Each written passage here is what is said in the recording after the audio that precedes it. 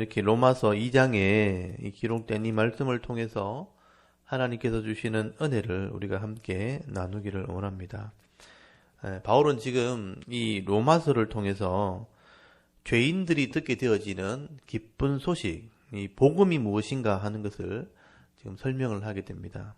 그래서 로마서 1장부터 3장까지가 모든 사람이 죄인이 되었다 하는 것을 먼저 설명을 하게 되는 것입니다. 그래서 우리가 어제 말씀을 들었지만 이 로마서 1장에서 이방인의 죄에 대해서 설명을 하고 있고요. 그래서 오늘 2장에서는 유대인의 죄에 대해서 설명을 하고 있고요. 그리고 3장에서는 모든 사람이 죄인이 되었다 하는 것을 이제 바울이 증명을 하게 됩니다. 그래서 어제 1장에 이 모든 이방인에게 하나님을 아는 지식을 다 주었지만 하나님을 믿지도 않고 하나님의 영광을 사람이나 짐승의 모양으로 바꿔서 우상을 섬기면서 또 자기 욕심대로 정욕대로 죄 가운데 살게 되었다. 이게 이방인의 죄다. 그렇게 설명을 합니다. 그래서 이런 죄인들은 스스로는 그 영혼을 구원할 수가 없고요. 이 땅에서 죄를 이기는 삶을 살 수도 없다. 그렇게 말씀을 했습니다. 근데 오늘 2장에서는요. 이런 이방인의 죄를 지적하고 정죄하면서도 자기들은 의롭고 자기들은 하나님의 자녀라고 착각하는 자들이 있다. 그렇게 말씀을 하죠. 그 사람들이 누구냐? 바로 하나님과 언약을 맺었다고 하는 유대인들, 이 이스라엘 사람들이라고 말씀을 하게 됩니다. 여러분, 이 이스라엘 사람들은 모세 때부터 하나님과 언약을 이렇게 맺어서 하나님 백성이 되었고요. 그 증거로서 우리는 하나님의 율법, 하나님의 말씀을 가지고 있다. 그렇게 자랑하는 사람들입니다. 사실 이 역사적으로 이 이스라엘 백성들이 하나님과 언약을 했고 또 하나님의 백성이 된 것은 사실이지만 그러나 이 이스라엘 사람들은요. 하나님과 언약했다는 사실만 스스로 자랑을 했지 사실은 이 언약을 지키지 못했고요. 이 하나님 말씀을 순종하지는 못했습니다. 그래서 언약을 성취하러 오신 예수님도 알아보지 못했고 예수님을 메시아로 믿지 못했기 때문에 십자가에 죽게 한 것이 바로 유대인들이죠. 그래서 바울은 이런 이 구원의 모델로 선택했던 이스라엘 사람들이 할지라도 여러분 언약을 온전히 믿지도 못하고 순종하지 않는다면 이 언약의 말씀 때문에 이 이스라엘 사람들, 유대인들도 정죄를 받게 될 거다. 너희들도 이 말씀 때문에 심판을 받게 될 거다 하는 얘기를 하게 되는 겁니다. 그래서 오늘 2장 1절 한번 보십시오. 2장 1절에 보시면 그러므로 여기 남을 판단하는 사람아 누구를 막론하고 네가 핑계하지 못할 것은 남을 판단하는 것으로 네가 너를 정죄함이니 판단하는 네가 같은 일을 행함이라 이렇게 말씀을 합니다. 율법을 가지고 있고 율법을 이렇게 알고 있는 것으로는 구원받는 게 아니라는 거예요. 여러분 율법이 하나님의 나라의 법, 하나님의 말씀이죠. 이 말씀을 믿고 행할 때 우리가 구원을 받게 되는 겁니다. 근데 이스라엘 사람들은 율법을 가지고 있고 이 율법을 가지고 이방인이 죄인이다. 이방인을 판단을 하지만 그 율법을 믿고 행하지 않으면 도리어 이 이스라엘 사람들도 율법 때문에 판단을 받게 되는 것을 알지 못했다는 겁니다. 그래서 오늘 2절을 보시면요. 이런 일을 행하는 자에게 하나님의 심판이 진리대로, 이 진리가 말씀이죠. 변하지 않는 말씀, 변하지 않는 말씀대로 되는 줄 우리가 아노라. 이런 일을 행하는 자를 판단하고도 같은 일을 행하는 사람아 네가 하나님의 심판을 피할 줄로 생각하느냐라고 말씀을 합니다. 말씀대로 살지 못하는 이방인의 죄를 이렇게 판단해 놓고도 똑같이 죄를 짓고 살아가는 거예요. 그러니까 그 말씀대로 심판을 받게 되는 것입니다. 그래서 하나님께서 모세 때부터 이제까지 이 말씀대로 살지 못하는 이스라엘 백성들 때문에 인자하심과 용납하심과 또 길이 참으심으로 회개하기를 기다렸지만 이스라엘 백성들은 끝까지 회개하지를 않았다는 겁니다. 하나님께서는 우리 인간들처럼 이렇게 선택했다고 봐주고 자기 백성이라고 눈 감아주는 분이 아니라는 거죠. 하나님은 계약하신 대로 이 언약의 말씀, 진리의 말씀대로 심판하시는 공의의 하나님이십니다. 그래서 6절을 보시면요. 하나님께서 각 사람에게 그 행한 대로 보응하신다는 겁니다. 참고 선을 행하여 영광과 존귀와 썩지 아니함을 구하는 자에게는 영생으로 하시고 오직 당을 지어 진리를 따르지 아니하고 불의를 따르는 자에게는 진노와 분노로 하시리라. 행한 대로 하나님이 심판합니다. 하나님과 언약한 유대인이라도 또는 이방인이라도 악을 행하는 자는 환난과 곤고를, 또 선을 행하는 자는 영광과 존귀와 평강을 주시는 분, 그분이 하나님이죠. 그래서 우리는 구절을 잘 보시면요, 악을 행하는 각 사람에게 영에는 환난과 곤고가 있으리니 먼저 유대인에게요 그리고 헬라인에게며, 선을 행하는 각 사람에게는 영광과 존귀와 평강이 있으리니 먼저는 유대인에게요 그리고 헬라인에게라. 여기 보시면 악을 행하는 사람이면 유대인이든 헬라인이든, 선을 행하는 사람이면 여기도 유대인이든 헬라인이든 하나님께서 은혜를 베풀어 주시는 것이죠. 그래서 이 말을 잘 보시면요, 유대인이냐 헬라인이냐 그게 중요한 게 아니라는 거예요. 유대인이든 헬라인이든 하나님 말씀대로 순종하고 선을 행하면 복을 받겠지만 악을 행하는 자들은 심판을 받게 되는 것이다. 여기에 유대인이라고 제외되는 거 아니라는 거예요. 11절에도 보시면 하나님은 외모로 사람을 취하는 분이 아니다. 왜 이방인이냐 유대인이냐 그걸 보고 하나님께서 복을 주시는 분이 아니라는 겁니다. 또 12절에 보시면요, 무릇 율법 없이 범죄하는 자는 또한 율법 없이 망하고, 이 율법 없이 범죄하는 자는 이방인을 말하죠. 또 율법 있고 범죄하는 자는 율법으로 말미암아 심판을 받으리라. 율법 있는 자는 유대인들이죠. 그래서 율법 없이 범죄하는 자는 율법 없이 망하고, 율법 있고 범죄하는 자는 율법으로 말미암아 심판을 받으리라. 똑같은 것입니다.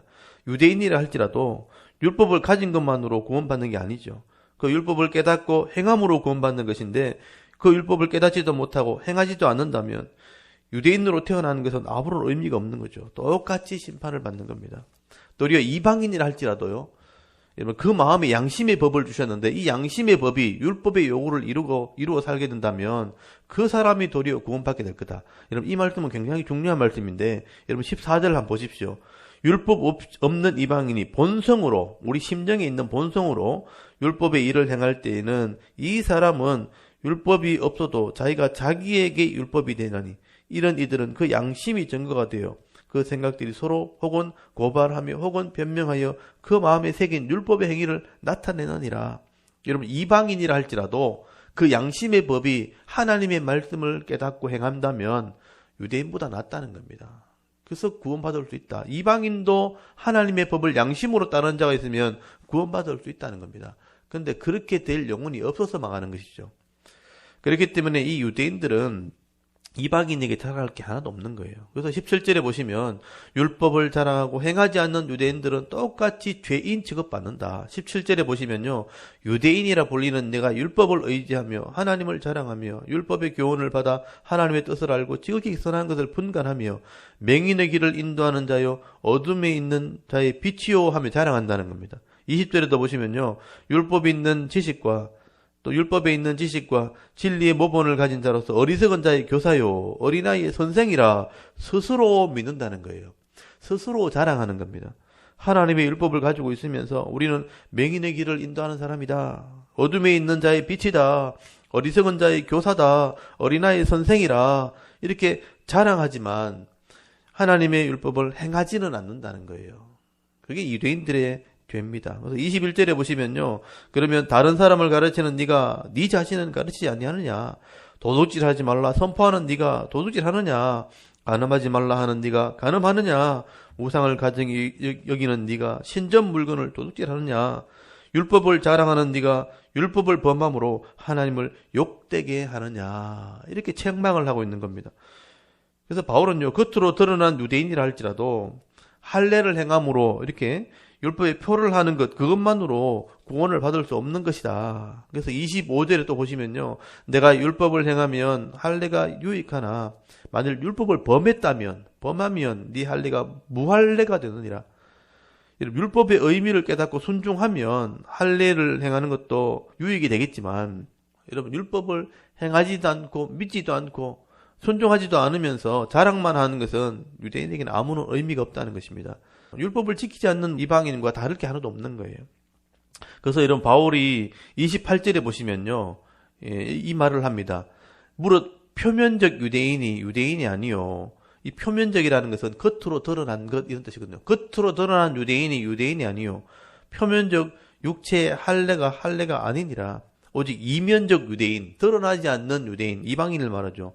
드러나지 않는 유대인이 유대인이며 할례는 마음에 할지니 영에 있고 율법 조문에 있지 아니한 것이라.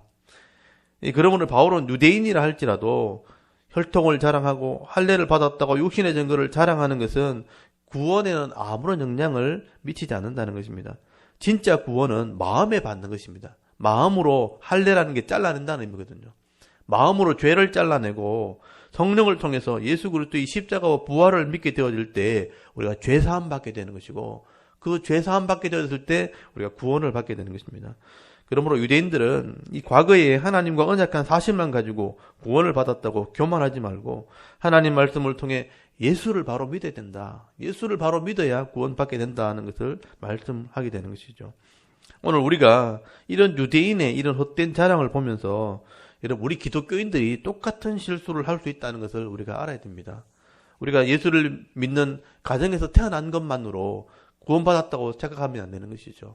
여러분, 예수 믿는 집에 태어났다고 구원받는 게 아닙니다. 우리가 교회 오래 다녔다 그래서 우리가 구원받는 게 아니죠. 뭐 직분을 받았다 그래서, 사역자가 되었다고 해서, 목회자가 되었다고 해서 구원받는 게 아니라는 것입니다. 내 출신 성분이나 신앙의 연수나 내 직분이 구원을 주는 게 아닙니다. 내가 죄인인 것을 깨닫고 예수 그리스도를 믿을 때, 십자가와 부활을 온전히 믿게 되어질 때에 내 영혼이 구원받게 되는 것이죠. 내가 죄인인 것을 깨닫고 회개하면서 십자가를 믿을 때 죄사함 받는 것이고, 우리가 예수 그리스도의 부활을 온전히 믿게 되어질 때에 영원한 생명, 영생을 얻게 되어지는 것입니다. 그래서 우리가 하나님 앞에 섰을 때 구원을 가지고는 우리가 절대 자랑할 수 있는 게 아무것도 없습니다. 그래서 하나님 앞에 늘 엎드리고 겸손하게 엎드리고 감사하면서 살아야 되는 것이 성도의 모습이 되어야 되는 것이죠. 여러분, 이 믿음을 가지게 될 때 여러분, 나 같은 죄인을 구원하시고 또 하나님의 자녀 삼으시고 천국의 소망을 주시고 이 땅에서 죄의 이 비참한 삶을 살지 않고 거룩한 삶, 정결한 삶을 살아갈 수 있도록 성령의 은혜를 부어주시는 것이 바로 하나님의 은혜라는 것입니다. 그래서 오늘도 우리가 교만하거나 자랑하지 마시고요. 내게 주시는 이 직분과 기업을 따라서 성실하게 충성스럽게 사명 감당함으로 오늘 하루 우리에게 주시는 이 분복을 받아 누리면서 정말 가치 있고 의미 있는 삶, 그리고 오늘도 믿음으로 잘 살아가고 있다, 하나님 앞에 믿음으로 고백하면서 오늘 하루를 의미 있는 삶을 살아갈 수 있는 저와 여러분의 신앙이 될 수 있기를 주의 이름으로 축원합니다. 아멘. 우리 잠깐 기도 드리겠습니다.